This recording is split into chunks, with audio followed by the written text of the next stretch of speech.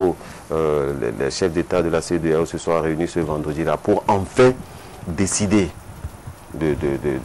j'allais dire, de participer au débat en cours aujourd'hui en Côte d'Ivoire. Moi, je trouve que c'est une très bonne chose. Le fait également de désigner un certain nombre d'émissaires qui vont se rendre en Côte d'Ivoire le mardi, c'est aussi une bonne chose. Bon, pour moi, le chef d'État béninois, c'est pas ça le plus important, qu'il soit dedans ou qu'il ne soit pas dedans. Ce que je déplore par contre, c'est qu'avant même que cette mission ne se rende en Côte d'Ivoire, d'accord, au niveau des médias, principalement les médias étrangers, on dit déjà, on annonce déjà ce que ces émissaires-là iront dire à Gbagbo, à savoir, il faut quitter le pouvoir et laisser la place à Ouattara. Moi, c'est ça un peu qui m'embête. Lorsqu'on envoie des émissaires, bon, il faut quand même leur laisser. Est-ce que c'est véritablement ça qui a été décidé? Je crois qu'il faut voir avec précision ce qui se passe en Côte d'Ivoire et ce que veut la CEDEAO. La CEDEAO a pris une position sur laquelle elle ne veut pas revenir. À savoir, elle a dit clairement, puisqu'elle a envoyé des observations en Côte d'Ivoire, selon leur constat, c'est que Ouattara gagne les élections. Et donc, pour eux, il faut que Gbagbo quitte le pouvoir. Maintenant, voilà que Gbagbo s'accroche et dit que c'est lui qui a gagné les élections et il veut rester chef d'État. Alors donc, ce que je crois qu'on a envoyé la mission lui dire, c'est réaffirmer la position de la CEDEAO, mais discuter avec lui de comment il va partir du pouvoir. Parce que si ça ne se discute pas, il y aura effusion de sang. Non, et c'est ce qu'il faut éviter. C'est pas évident, hein, qu'il y ait effusion de sang. Qu'est-ce que Malik en sait? Oui, ça dépend des informations que nous avons. Même si la théorie de la CEDEAO et de la force Lécon et de l'ONUCI est supérieure à celle de ceux qui sont aujourd'hui fidèles à Gbagbo, ce qui est sûr, si les gens décident, il y aura une fusion de sang, même si on va en tuer. Oui, et il faut éviter ça. Oui. Même si c'est 2 morts, en plus des 200 et quelques qu'on a déjà, il faut éviter. La première guerre du Golfe, il faut éviter. On a craint les fusions de sang, tout et tout, mais les gens, ils ont ciblé leur cible et ils faisaient des frappes avec les moyens aériens. C'est-à-dire, il faut éviter la confrontation au niveau des troupes. S'il y a confrontation, il y aura carnage.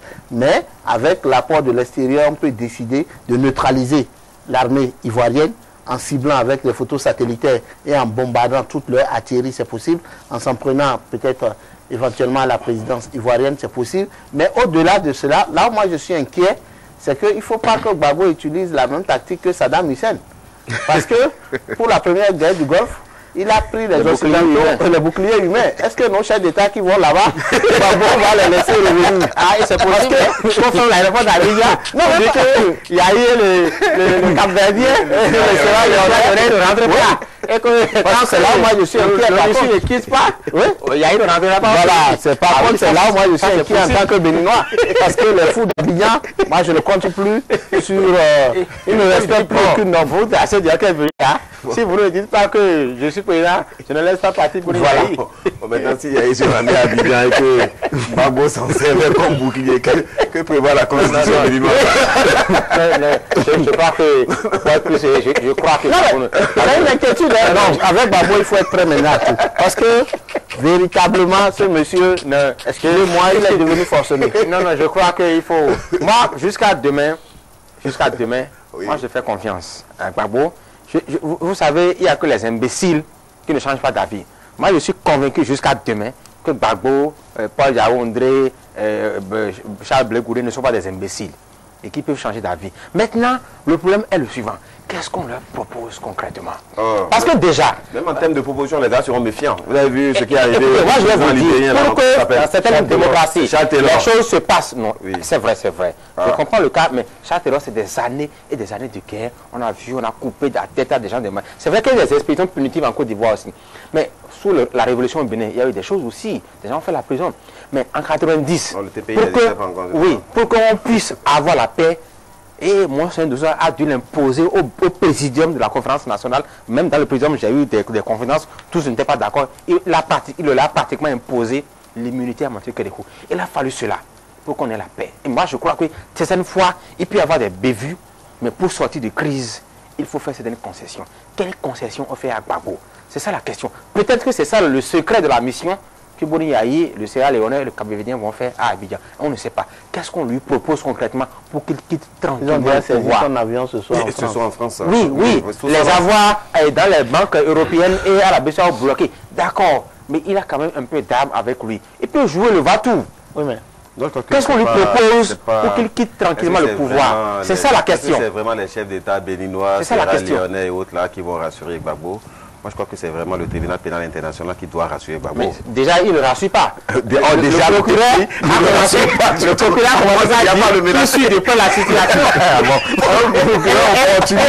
Quand il s'assoit tous les soirs devant sa télé, il voit Charles Taylor, voit l'ancien vice-président congolais, comment il s'appelle, Jean-Pierre Bemba, assis devant la TPI pour plancher. Il ne doit pas être vraiment à l'aise. Alors, qu'est-ce qu'on lui propose? Est-ce qu'on lui propose qu'au Campo ne viendra pas lancer un mandat contre lui? C'est ça la question. Brice, autre sujet. Je ne sais pas si vous suivez le zapping en fin d'année au niveau de Canal. Oui. Il y a un vieux qui dit pitié, pitié, pitié. Il a déposé son argent. Non, il parle des problèmes qu'il vit. On peut dire la même question au niveau de l'OCBN. Avec ces trains qui déraillent, ces locomotives qui déraillent. Aujourd'hui, il y a eu 13 morts quelque part dans la commune de Dassa.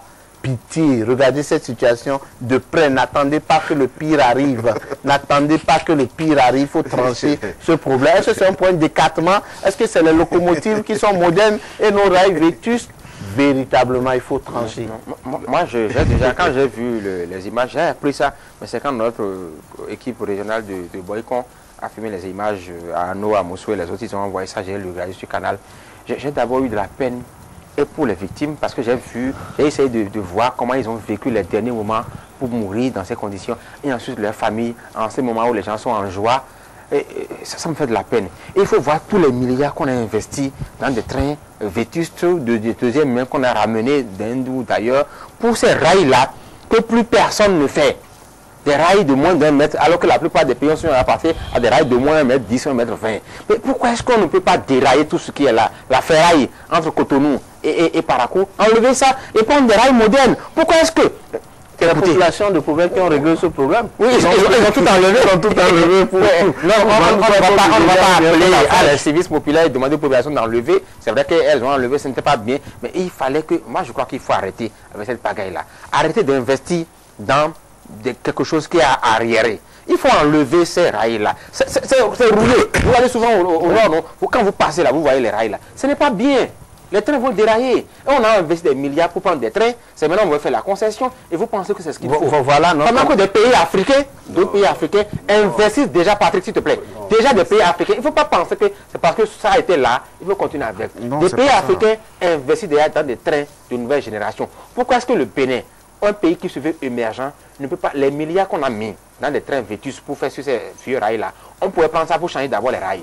Et prendre de l'argent, un autre quinquennat peut acheter des trains. Le problème concernant... Il y a quelque chose qui ne va pas. Le développement ferroviaire au Bénin est un problème extrêmement important, extrêmement sérieux, qu'on ne doit pas aborder au détour d'un train. Non, c'est une question d'option. Mais ce n'est pas la première fois. Attention, ce n'est pas la première fois qu'il y a les déraillements. Plusieurs fois, les trains ont déraillé. Plusieurs fois. Ce que je voudrais faire remarquer, quand vous prenez les pays développés, où en matière de développement ferroviaire, les gars sont au top niveau, même ce week-end encore, en France, vous avez des trains qui ont fait accident. Et il y a par rapport à la neige. Attendez, là également, c'est par rapport à la neige. Oui, d'accord. Oui, ce n'est pas par rapport à la vétusté. Oui, encore que ici, je ne sais pas si vous êtes déjà rendu sur le terrain pour savoir. Vous voyez les corps là. Oui. C'est-à-dire que chaque fois qu'il y a accident, il y a mort d'homme, comme le dirait l'autre, c'est toujours pénible, c'est toujours déplorable. D'accord? Encore faudrait-il chercher véritablement les causes. Bon, l'écartement dont vous parlez, pendant longtemps dans ce pays, les trains ont roulé sur ces rails-là. Les anciens trains. Oui, les anciens trains. Il y a des nouvelles locomotives. Oui, mais les nouvelles locomotives sont adaptées à cet écartement-là.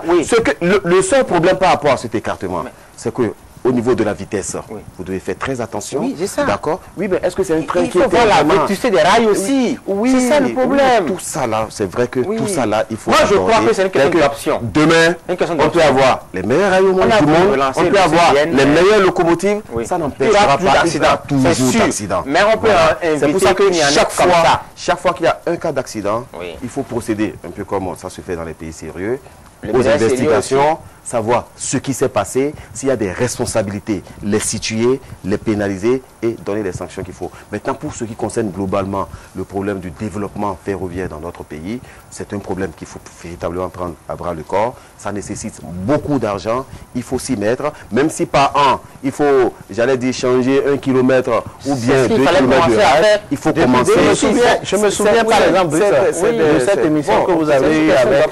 Oui, c'est une question d'option, je suis d'accord. L'option qui a été faite n'était pas la bonne. Encore que n'oubliez pas, l'OCDE, c'est le Bénin et le Niger. Oui. On ne prend pas les décisions tout seul. Vous avez vu le président Humbedi et avec notre confrère Boris Chabi, et il posait déjà ce problème pour se dire, mais cette précipitation à acheter les locomotives là, est-ce que c'est les commissions qui intéressaient ou bien c'était quoi? Que pour lui, il fallait inverser d'abord, régler le problème des rails et avoir des rails modernes avant d'acheter les locomotives.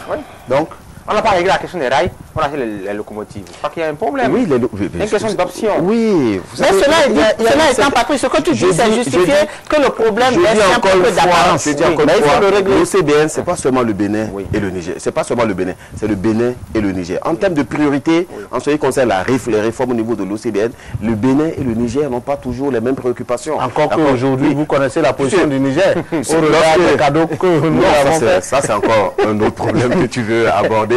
C'est-à-dire qu'à force de tout mêler et en tout mêler, on ne s'en sortira jamais. L'objectif essentiel au niveau de l'Ouest, c'est bien, vous savez, avec les marchandises qui arrivent, qu'on dépose au port de Cotonou, tous ces camions. L'objectif au départ, c'était de faire en sorte que le train puisse drainer toutes ces marchandises jusqu'à Parakou. Que les camions continuent. Voilà. Donc, c'était une option. Bon, peut-être qu'elle n'a pas forcément donné... Bon retour sur l'émission.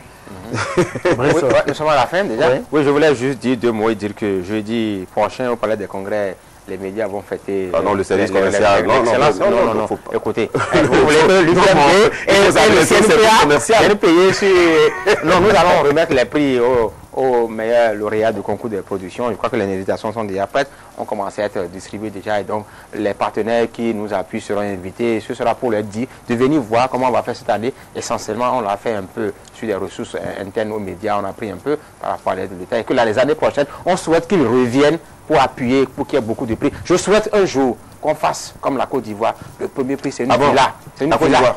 C'est une villa. D'accord. Et le deuxième prix, c'est une voiture neuve. Il faut savoir au moins aujourd'hui, on est passé au moins à 1 million de cash comme premier prix. C'est déjà un pas.